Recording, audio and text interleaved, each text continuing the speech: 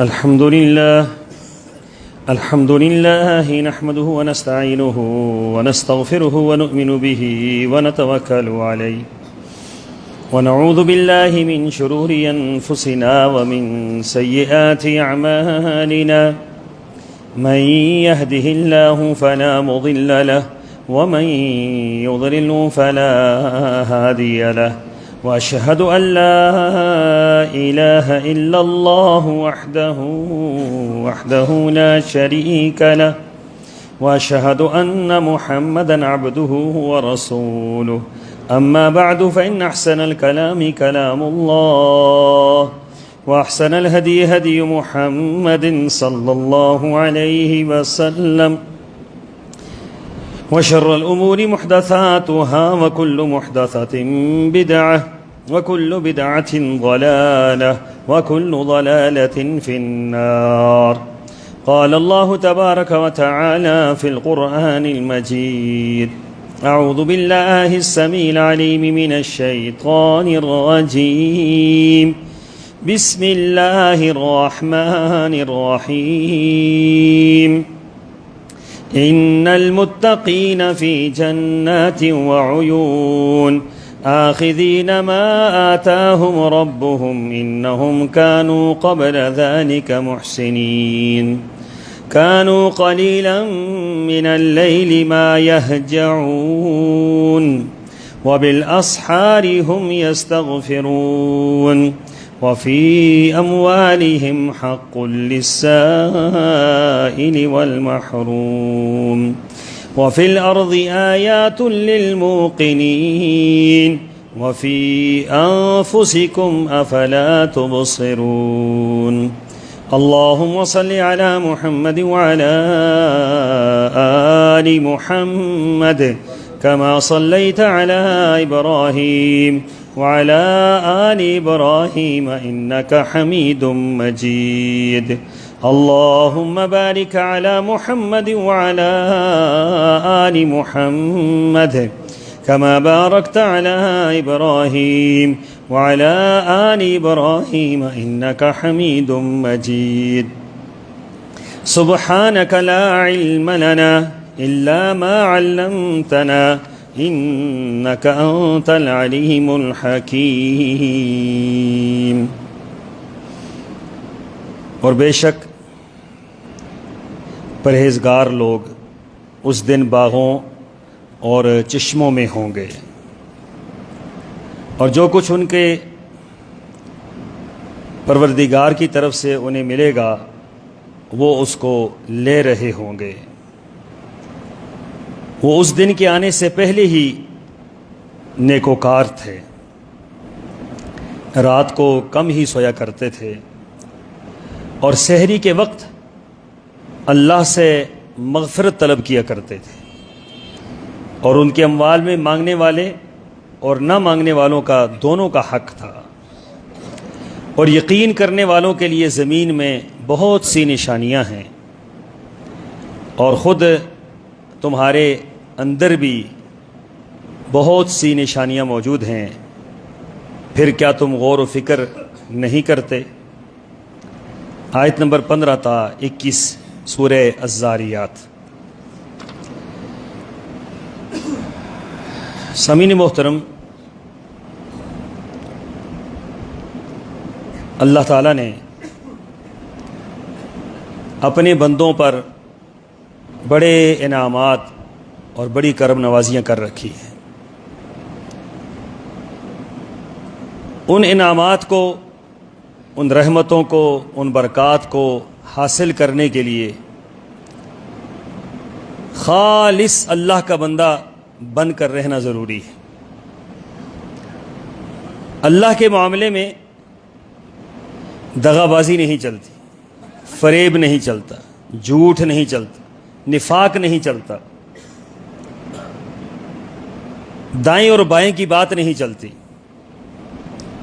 کیونکہ وہ علام الغیوب ہے، اور وہ یعلم ما فی الصدور ہے. اس کو دلوں کے حالات پتہ ہیں، اس کو غیب کی خبروں کا علم ہے. وہ ساری باتوں کا جاننے والا ہے. جو کچھ ہم زبان سے کہتے ہیں اس میں دل ہمارے کتنا ساتھ ہے، دماغ کتنا ساتھ ہے، کتنا اخلاص ہے، کتنی للہیت ہے، کتنی اس کے اندر اللہ کی طرف توجہ ہے، اللہ سے محبت ہے، یہ ساری کی ساری چیزیں اللہ دیکھتا ہے. اور اس کی ان چیزوں کے بعد اللہ اعمال کو قبول کرتا ہے. یہ بات ذہن نشین کر رہے ہیں کہ ہر اچھا عمل اللہ کے ہاں قبول نہیں ہوتا. ہر اچھا عمل اللہ کے ہاں قابل قبول نہیں ہوتا. یہ معیار نہیں ہے کہ کوئی بھی اچھا عمل اللہ قبول کر لے گا، یہ نہیں. بہت سے لوگ ایسے ہیں جو اچھا عمل کرتے ہیں، اچھے اعمال ان سے سرزد ہو رہے ہوتے ہیں، لیکن اللہ تعالیٰ کے ہاں وہ قبول نہیں ہوتے. وَقَدِمْنَا إِلَىٰ مَا عَمِلُوا مِنْ عَمَلٍ فَجَعَلْنَاهُ هَبَاءً مَنْثُورًا. فرمایا کہ کتنے اعمال یہ لوگ لے کر آئیں گے لیکن ہم ان کے اعمال کو ہوا میں اڑا دیں گے. وَلَا نُقِيمُ لَهُمْ يَوْمَ الْقِيَامَةِ وَزْنًا. کل قیامت کے دن ان کے اعمال کا وزن نہیں ہوگا. اعمال ہوں گے لیکن وزن نہیں ہوگا. اعمال ہوں گے لیکن اس کا اجر نہیں ملے گا. اعمال ہوں گے لیکن اعمال قبول نہیں ہوں گے.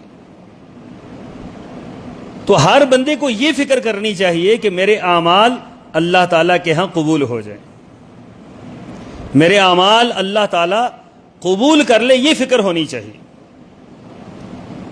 اور یہی اسی فکر کو اللہ نے قرآن پاک کے اندر بیان بھی کیا ہے. پہلی بات تو یہ سمجھنی چاہیے، جس طرح میں نے عرض کیا کہ ہر بندے کا عمل قبول نہیں ہوتا. قرآن پاک نے اس کی مثال دی، فرمایا کہ وَاتْلُ عَلَيْهِمْ نَبَأَ ابْنَيْ آدَمَ بِالْحَقِّ إِذْ قَرَّبَا قُرْبَانًا فَتُقُبِّلَ مِنْ أَحَدِهِمَا وَلَمْ يُتَقَبَّلْ مِنَ الْآخَرِ. اے محمد صلی اللہ علیہ وسلم، حضرت آدم کے دو بیٹوں کا ان کے سامنے بیان کیجیے. دونوں نے قربانی کی، دونوں نے اللہ کے سامنے قربانی کی. دونوں نے بیل ذبح کیا، گائے ذبح کی، جو چیز بھی ذبح کی، قربانی دونوں نے کی. اور دونوں بیٹے کس کے تھے؟ حضرت آدم کے، پیغمبر زادے تھے، اور دونوں نے قربانی کی. اللہ تعالیٰ قرآن میں فرماتے ہیں فَتُقُبِّلَ مِنْ أَحَدِهِمَا. قربانی کرنے والے دونوں تھے لیکن قربانی قبول اللہ نے صرف ایک ہی کی. وَلَمْ يُتَقَبَّلْ مِنَ الْآخَرِ. اللہ نے دوسری کی قربانی قبول نہیں کی. بظاہر تو دونوں نیک عمل کر رہے تھے، بظاہر دونوں قربانی کر رہے تھے، دونوں پیغمبر زادے تھے، دونوں کا شجرہ نسب بہت اونچا تھا، عالی شجرہ نسب تھا، لیکن فرمایا ایک ہی اللہ نے قبول کر لی، ایک ہی نہیں کی. قرآن پاک نے اس کی وجہ بیان کی، فرمایا کہ انما یتقبل اللہ من المتقین. اللہ تعالیٰ ہر ایک کا عمل قبول نہیں کرتا ہے. اللہ تعالیٰ نے قبولیت اعمال کے لیے کچھ شرائط رکھی ہیں، جب تک وہ شرط پوری نہ ہو اس وقت تک عمل قبول نہیں ہوتا. جتنا مرضی ہے بندہ عمل کرتا رہے، جب وہ شرط ہی پوری نہیں ہے تو پھر عمل قابل قبول نہیں ہے. اس لیے قبولیت اعمال کی جو شرائط بیان کی جاتی ہیں وہ 4 ہیں. پہلی شرط یہ ہے، اس کو سمجھ لیں اور انہیں کو زندگی میں اپنا لیں ان چیزوں کو، اور اس کے بعد عمل کریں، اور پھر اللہ سے دعا بھی مانگیں کہ اللہ تو اب اپنی بارگاہ میں اس کو قبول فرما لے. نمبر 1، عمل کرتے ہوئے یہ سوچ لیں کہ آپ موحد ہوں، آپ مشرک نہ ہوں. عمل کرنے والا جب تک موحد نہیں ہوگا، جب تک شرک سے وہ پاک نہیں ہوگا، اس وقت تک کوئی عمل اللہ تعالیٰ کے ہاں قابل قبول نہیں. اللہ مشرک کا عمل قابل قبول نہیں کرتا. مشرک حج کر لے، مشرک صدقہ خیرات کر لے، مشرک بڑے سے بڑا عمل کر لے. قرآن پاک کے الفاظ ہیں کہ مشرکین مکہ کیا کہتے تھے؟ ہم تو بیت اللہ کو بنانے والے، ہم بیت اللہ کے بنانے والے ہیں، بیت اللہ کے متولی ہیں، اور بیت اللہ کائنات کے اندر سب سے عظیم ترین اللہ کا گھر ہے. ان اول بیت وضع للناس للذی ببکۃ مبارکا وہدی للعالمین. اس گھر کا متولی، اس گھر کے پانی پلانے والے، حاجیوں کو پانی پلانے والے، اور اس گھر کی خدمت کرنے والے، اس گھر کا جھاڑو دینے والے، ان کا خیال یہ تھا کہ ہم کیا ہیں، ہمارے اعمال قبول ہوں گے، ہم اللہ کے مقربین ہیں. تو اللہ تعالیٰ نے فرمایا کہ ایسا نہیں ہے کمن آمن باللہ والیوم الآخر، انما یعمر مساجد اللہ من آمن باللہ والیوم الآخر. ٹھیک ہے، مساجد وہی لوگ بناتے ہیں کہ جو اللہ پر ایمان رکھتے ہیں، آخرت پر ایمان رکھتے ہیں. تم نے مسجد بنائی تو ہے، تم نے مسجد بنائی تو ہے، مسجد تعمیر تو کی ہے، مسجد کے متولی تو ہو، لیکن آخرت پر اور اللہ پر تمہارا ایمان نہیں ہے، لہٰذا تمہارا کوئی عمل قابل قبول نہیں. بے شک بیت اللہ بنا لو، مسجد حرام بناؤ، مسجد حرام کی خدمت کرو. یہ ہمیں سوچ لینا چاہیے کہ بعض اوقات شیطان ہمارے دل میں یہ بات ڈال دیتا ہے کہ آپ تو عمل کر رہے ہیں، باقی ضرورت ہی کوئی نہیں ہے آپ کو پریشان ہونے کی.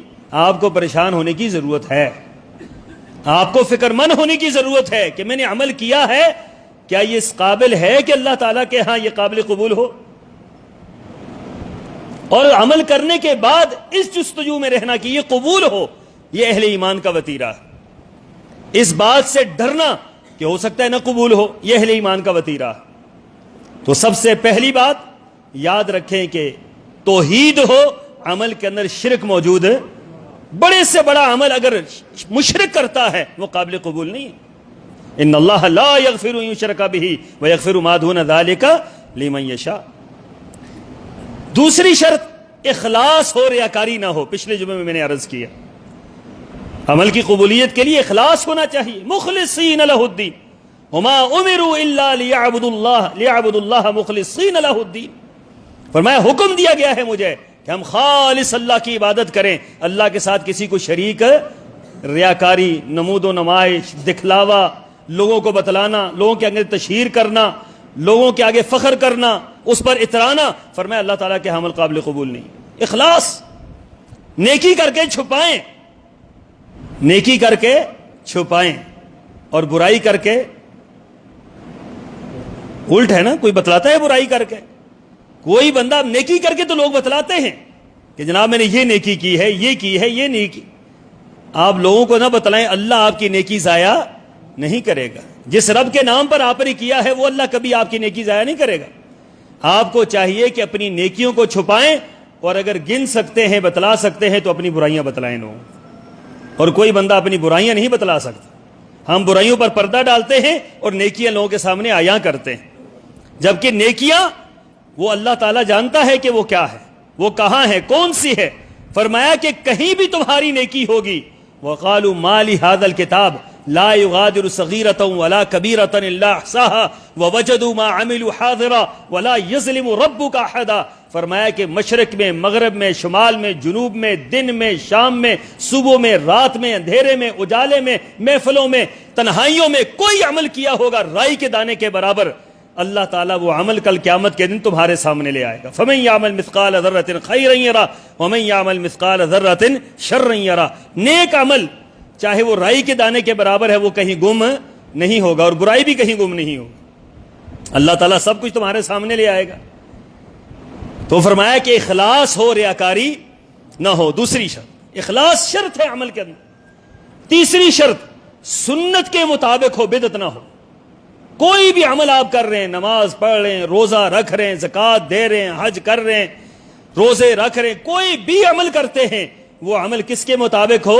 سنت کے مطابق ہو، رسول اللہ صلی اللہ علیہ وسلم کے طریقے کے مطابق ہو. نماز پڑھنی ہے، اپنی مرضی سے نہیں پڑھنی. روزے رکھنے ہیں، اپنی مرضی سے نہیں رکھنے. زکوٰۃ دینی ہے، اپنی مرضی سے نہیں دینی. صدقہ خیرات کرنا ہے، اپنی مرضی سے نہیں کرنا.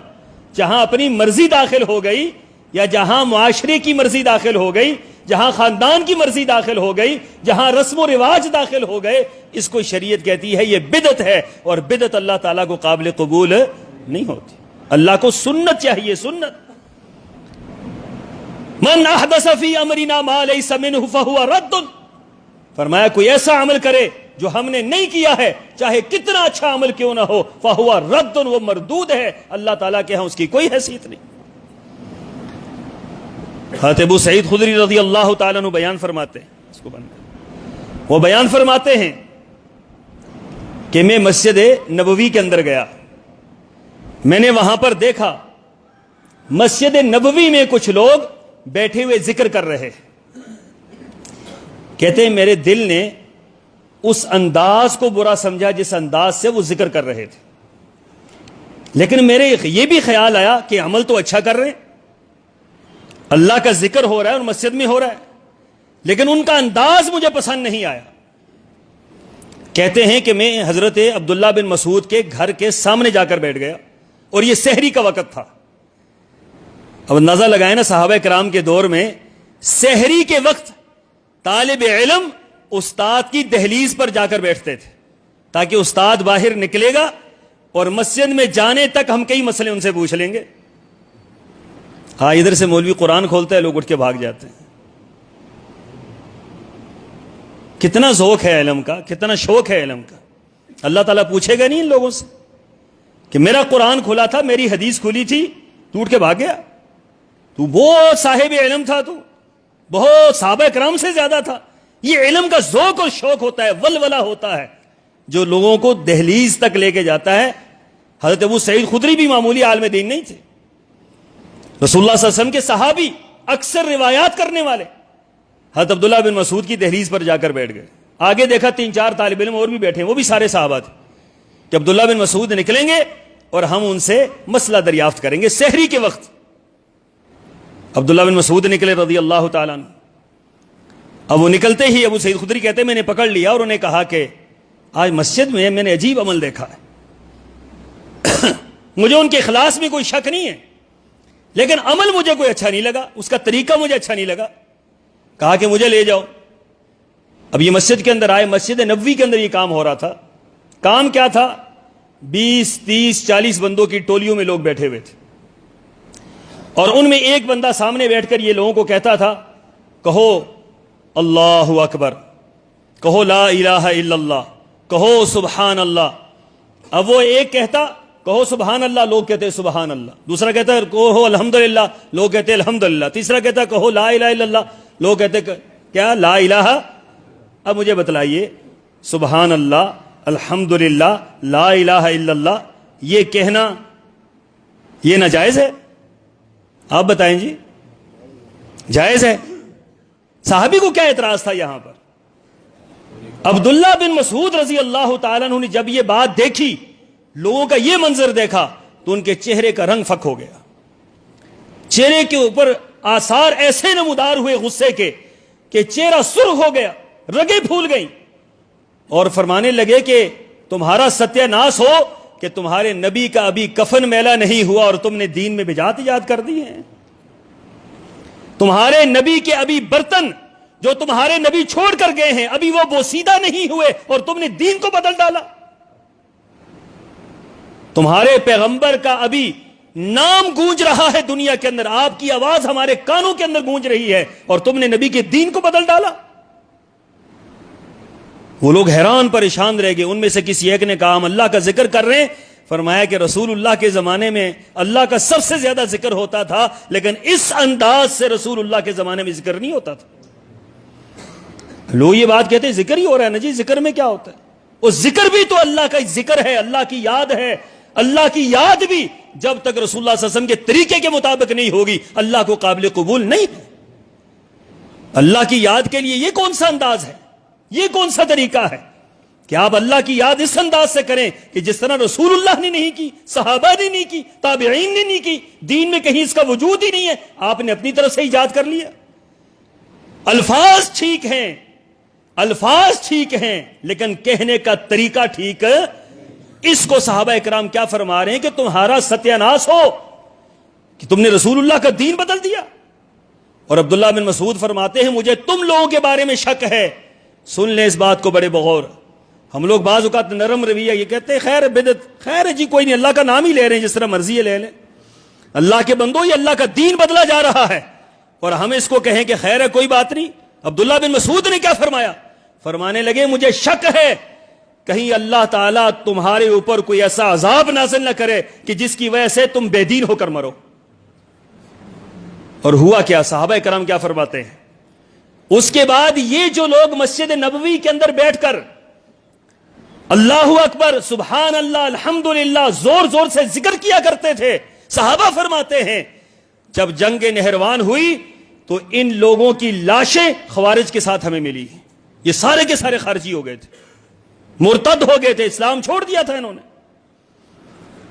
ہم بعض اوقات یہ سمجھتے ہیں کہ بدعت کوئی چھوٹی چیز ہے. اللہ کے بندو، بدعت سب سے بڑا گناہ ہے اس لحاظ سے کہ ہم یہ سمجھتے ہیں کہ سرور کونین کو طریقہ نہیں آیا، ہم نے طریقہ ایجاد کر لیا ہے. رسول اللہ کو نعوذ باللہ من ذالک یہ طریقہ اللہ نے نہیں بتلایا، ہم نے یہ طریقہ بتلا دیا. دین وہی ہے جو رسول اللہ صلی اللہ علیہ وسلم سے ثابت ہے، وہ دین نہیں ہے جو رسول اللہ سے ثابت نہیں ہے. اپنی طرف سے خبردار کوئی بات ایجاد کریں، چاہے اچھے سے اچھا ہو. آپ کے نزدیک اچھا ہو سکتا ہے، میرے نزدیک ہو سکتا ہے، قوم قبیلے کے نزدیک ہو سکتا ہے، اللہ اور اس کے رسول کے نزدیک وہ عمل اچھا وہی ہے جس پر سرور کونین صلی اللہ علیہ وسلم کی مہر لگی ہوئی ہو، جس کو آپ علیہ الصلوۃ والسلام نے بتلایا ہو، انداز بھی بتلایا، طریقہ بھی بتلایا، جگہ بھی بتلائی، وقت بھی بتلایا. اس کی موافقت کے ساتھ عمل کرنا اللہ کو قابل قبول ہے. جہاں اپنی مرضی کریں گے عمل رد ہو جائے. چوتھی اور آخری بات فرمایا کہ عمل کرنے والا رزق حلال کھاتا ہو، حرام نہ کھاتا ہو. حرام کھانے والے کا رزق، حرام پہننے والے کا عمل، حرام کھانے والے کا عمل اللہ تعالیٰ کے ہاں قابل قبول نہیں ہوتا. عمل کرنے سے پہلے سوچ لیں جو پہنا ہے حلال کا ہے، جو کھایا ہے وہ حلال کا ہے، جو اڑا رہا ہوں یہ حلال کا ہے. اگر حلال کا ہے تو اللہ تعالیٰ کے ہاں عمل قبول ہوگا، حلال کا نہیں ہے تو اللہ تعالیٰ کے ہاں عمل قبول نہیں ہوتا. ان چار شرائط کو سامنے رکھ کر ہمیشہ عمل کیجیے. ایسا نہ ہو کہ عمل کرتے رہیں اور کل دامن خالی ملے، کر ہمارے پلے کچھ بھی نہ ہو. فرمایا کہ پہاڑوں کے برابر لوگ اعمال لے کر آئیں گے، اللہ تعالیٰ کے ہاں رائی کے دانے کے برابر وزن نہیں ہوگا. وہ یہی لوگ ہیں کہ شرک کیا ہوگا، بدعات کی ہوں گی، حرام کھایا ہوگا، ریاکاری کی ہوگی، عمل بڑے بڑے ہیں، ان اعمال کی وجہ سے اللہ سب کچھ برباد کر دے گا. تو فرمایا کہ آدم علیہ الصلوۃ والسلام کے بیٹے کا قصور کیا تھا؟ قصور یہی تھا کہ وہ جو عمل کیا تھا دل سے نہیں کیا تھا، اس نے اخلاص نہیں تھا، اس کے اندر ریا تھی، نمود و نمائش تھی، جس کی وجہ سے اللہ نے اس کی قربانی کو رد کر دیا. اور قیامت تک بتلایا کہ آدم کے بیٹے کی اگر قربانی رد ہو سکتی ہے تو تم کون ہوتے ہو تمہاری قربانی قبول کر لیں. تو پھر قرآن پاک میں ایک اور بھی بات کہی گئی. حضرت ابراہیم علیہ الصلوۃ والسلام نے بیت اللہ بنا رہے ہیں. وَإِذْ يَرْفَعُ إِبْرَاهِيمُ الْقَوَاعِدَ مِنَ الْبَيْتِ وَإِسْمَاعِيلُ. قرآن پاک نے ذکر کیا کہ ابراہیم علیہ الصلوۃ والسلام نے بیت اللہ بنایا. حضرت اسماعیل ان کے ساتھ بطور مزدور کے کام کر رہے ہیں، باپ اور بیٹا. اچھا یہ اپنی مرضی سے بنا رہے تھے جی؟ کس کی مرضی سے بنا رہے تھے؟ اللہ کے حکم سے، اللہ کی مرضی سے، اللہ کا گھر بنا رہے ہیں. قرآن پاک کے الفاظ یہ ہیں وَإِذْ يَرْفَعُ إِبْرَاهِيمُ الْقَوَاعِدَ مِنَ الْبَيْتِ وَإِسْمَاعِيلُ. جب انہوں نے بنیادیں بلند کرنا شروع کی، مزدوری کرنی شروع کی، بنیادوں کو اوپر اٹھا رہے ہیں، ساتھ ساتھ کیا کہہ رہے ہیں؟ ربنا تقبل منا انک انت السمیع العلیم. بنا اللہ کے حکم پر رہے ہیں، اللہ کا گھر بنا رہے ہیں، دونوں پیغمبر بنا رہے ہیں، ایک ابراہیم خلیل اللہ اور ایک اسماعیل ذبیح اللہ، دونوں عظیم پیغمبر. لیکن اس کے باوجود کیا کہہ رہے ہیں؟ اللہ ربنا تقبل منا، اے اللہ اس کو کیا کر لے؟ قبول فرما لے. یہ عمل پھینک نہ دے راستے میں، جاتے جاتے ہوئے نہ کر جائیں عمل کیا ہے، عمل پھر دیکھا جائے گا ہوتا ہے یا نہیں ہوتا. نہیں، یہ اخلاص ہے، یہ للہیت ہے، یہ بنیاد ہے کہ پھر اس کے بعد اللہ سے عاجزی کے ساتھ، انکساری کے ساتھ، تضرع کے ساتھ اللہ سے دعا مانگنا. اللہ کیا میں نے ہے لیکن پتہ نہیں وہ تیری شان کے لائق ہے یا نہیں. آپ سوچئے کہ ہمارے سجدے اللہ کی شان کے لائق ہیں، ہمارے رکوع اللہ کی شان کے لائق ہیں. اس لیے حضرت ابو ہریرہ رضی اللہ تعالیٰ عنہ کی ایک روایت بڑی ڈرا دینے والی الترغیب و ترہیب میں ابن حجر رحمۃ اللہ علیہ نے نقل فرمائی. فرماتے ہیں کہ رسول اللہ صلی اللہ علیہ وسلم نے فرمایا ان الرجل لیصلی 60 سنۃ، ایک انسان 70 سال تک، 60 سال تک ایک انسان نماز پڑھے گا، 60 سال تک ایک انسان نماز پڑھے گا. وما تقبل له صلاۃ، فرمایا کہ اس کا ایک سجدہ بھی اللہ قبول نہیں فرمائے گا. 60 سال نماز پڑھی ہے، 60 سال، ایک سجدہ قبول نہیں ہوا ہے۔ رسول اللہ صلی اللہ علیہ وسلم نے کیا فرمایا؟ لعلہ یتم الرکوع ولا یتم السجود ولا یتم الرکوع، ہو سکتا ہے اس کا عیب یہ ہو کہ یہ نماز کے اندر وہ انداز، وہ طریقہ، وہ آداب، وہ خشوع اور وہ خضوع جو اللہ کو مطلوب ہے وہ پورا نہ کر سکتا ہو تو 60 سال کے سجدے اللہ ایک سجدہ بھی قبول نہیں کرے گا۔ ہم تو یہ سمجھتے ہیں کہ نماز پڑھ لی ہے، جیسی کیسی پڑھی ہے بس ہو گئی ہے۔ اب آپ نے اگر نماز کا نیا سٹائل دیکھنا ہو تو ابھی رمضان المبارک آنے والا ہے، تراویح میں آپ ایک نماز کا جدید سٹائل دیکھیں گے۔ دوڑ لگی ہوئی ہے دنیا کی، یعلمون اور تعلمون، تیری دید ایسی نماز ہے، نہ قیام ہے نہ سجود ہے، کوئی سمجھ ہی نہیں آ رہا کہ یہ ہے کیا ہے اس کے اندر۔ اللہ کو راضی کرنے کے لیے آپ جو قرآن پڑھ رہے ہیں، یہ قرآن پڑھنے کا یہ انداز؟ قرآن پڑھنا عبادت ہے، سننا سنانا عبادت، یہ کیسی عبادت ہے؟ نہ سننے والے کو سمجھ آ رہی ہے نہ سنانے والے کو سمجھ آ رہی ہے، اور پھر رکوع پہ رکوع، سجدے پہ سجدہ، یوں جا رہے ہیں یوں آ رہے ہیں، یوں جا رہے ہیں یوں آ رہے ہیں، پھر 8 اور 20 کی بحث میں پڑ جاتے ہیں، 8 پڑھنی چاہیے یا 20 پڑھنی چاہیے۔ بھئی آپ 2 رکعت پڑھ لیں، خدا را 2 رکعت پڑھ لیں، آپ نہ 8 پڑھیں نہ 20 پڑھیں، آپ 2 رکعت پڑھ لیں، لیکن سنت کے مطابق پڑھیں، رسول اللہ کے طریقے کے مطابق پڑھیں، رسول اللہ کے حکم کے مطابق پڑھیں، جس طرح سرور کونین نے پڑھی ہے اس طرح پڑھیں۔ آپ 50 100 پڑھنے کے بجائے 2 پڑھ لیں، مجھے یقین ہے انشاءاللہ یہ 2 اللہ کے ہاں قابل قبول ہوں گی۔ 100 پڑھی جائے، رد کر دی جائے اور 2 گھنٹے لگا دیے جائیں، آپ تھوڑا وقت لگا لیں لیکن کیا کریں؟ وہ 2 رکعت نماز پڑھ لیں۔ لیکن یہ کیا ہے؟ سکھلا دیا گیا ہے کہ 20 سے نیچے نہیں جانا۔ اچھا 20 کیسی پڑھنی ہے؟ جس طرح مرضی ہے پڑھ لو، آپ اس کو دیکھ لیں، تجربہ کر کے دیکھ لیں نماز۔ اور لوگ اکثر ہمیں یہ بات کہتے ہیں کہ جی وہاں جلدی ہو جاتی ہے اس لیے وہاں پڑھ لیتے ہیں۔ بھائیو یار، رمضان کے اندر بھی ہم اللہ کے ساتھ مذاق کرتے ہیں، رمضان کے اندر بھی ہمیں خوف نہیں آتا کہ ہم یہ کر کیا رہے ہیں۔ اما عائشہ صدیقہ فرماتی ام المؤمنین، صحیح بخاری کی روایت ہے کہ رسول اللہ صلی اللہ علیہ وسلم نماز تراویح پڑھانے کے لیے کھڑے ہوئے، ما حسنہن و طولہن، سبحان اللہ کیا لمبائی تھی، کیا حسن تھا، کتنا لمبا رکوع تھا، کتنے لمبے سجدے تھے، کتنا لمبا قیام تھا، ما حسنہن و طولہن، میں اس کا حسن اور طوالت بیان ہی نہیں کر سکتی۔ یہ آج تراویح کے بارے میں یہ بات کہی جا سکتی ہے، ما حسنہن و طولہن، یا یہ کہی جائے گی جی سب سے آسان نماز، سب سے شارٹ کٹ نماز، 2.5 منٹ میں، 3 منٹ میں، 4 منٹ میں، 6 منٹ میں۔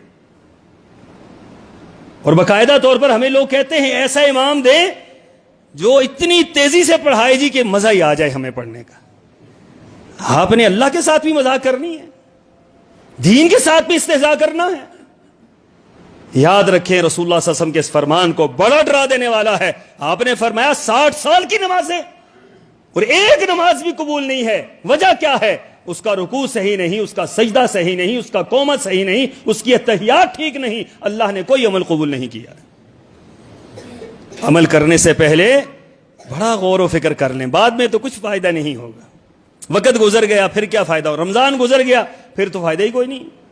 ابھی سے تیاری کریں کہ ہم نے کرنا کیا، اپنی پوری روٹین بنا لیں، عقیدہ درست کر لیں، عمل درست کر لیں، اپنی پوری ترتیب بنا لیں کہ میں نے کہاں تراویح پڑھنی ہے، کیسے پڑھنی ہے، کہاں کہاں کیا کرنا ہے، میں نے ایک ایک عمل کی ترتیب بنا کے ترتیب کے ساتھ چلیں تاکہ رمضان مبارک کا ایک لمحہ بھی آپ کا ضائع نہ ہونے پائے، ورنہ آئے گا اور گزر جائے گا۔ وہ تو مہمان ہے، وہ تو مہمان ہے اور بڑی تیزی کے ساتھ گزر جاتا ہے، وہ تو خوبصورت مہمان ہے اور دنیا کا عظیم ترین مہمان ہے، وہ گزر جائے گا تیزی کے ساتھ۔ ایام معدودات، چند گنتی کے دن ہیں، اس کے آنے سے پہلے اس کے آنے کی تیاریاں فرمائیں اور اپنے جو کمی کوتاہیاں ہیں ان کی اصلاح کر لیں۔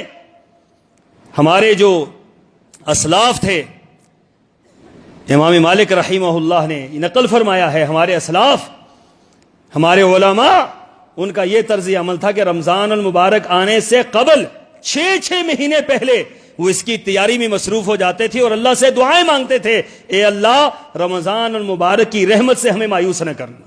وہ اپنی عمر کی لمبائی کی دعا نہیں مانگتے تھے، وہ صرف رمضان مبارک کی آمد کی دعا مانگتے تھے، اور پھر جب رمضان گزر جاتا تو 6 مہینے اس بات میں صرف ہو جاتے کہ کیا ہم نے رمضان کا حق ادا کیا ہے یا نہیں کیا، پچھتانے میں صرف ہو جاتے تھے کہ پتہ نہیں رمضان ہم نے کیسا گزار دیا ہے۔ آج آنے میں بھی کوئی فکر نہیں اور جانے میں بھی کوئی غم نہیں، اس لیے ابھی سے فکر کیجئے تاکہ اس فکر کے مطابق تیاری کیجئے۔ اللہ تعالیٰ مجھے اور آپ کو عمل کی توفیق عطا فرمائے، اخلاص اور للہیت نصیب فرمائے، ریا اور نمود و نمائش سے محفوظ فرمائے۔ وآخر دعوانا ان الحمد للہ